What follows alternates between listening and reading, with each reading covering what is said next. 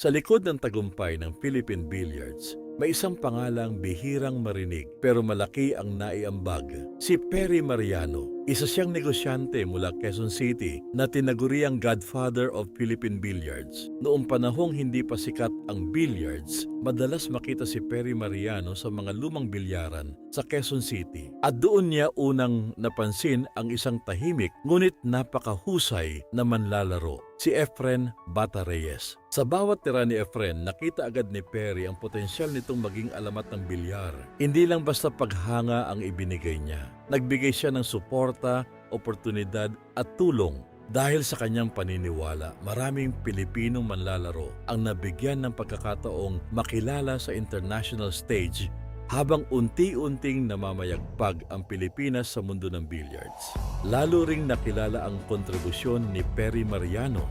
Kaya hanggang ngayon, marami pa ring manlalaro at tagahanga ang kumikilala sa kanya bilang padrino ng Philippine Billiards. At sa kasaysayan ng bilyar sa Pilipinas, mananatiling buhay ang pangalan ni Perry Mariano.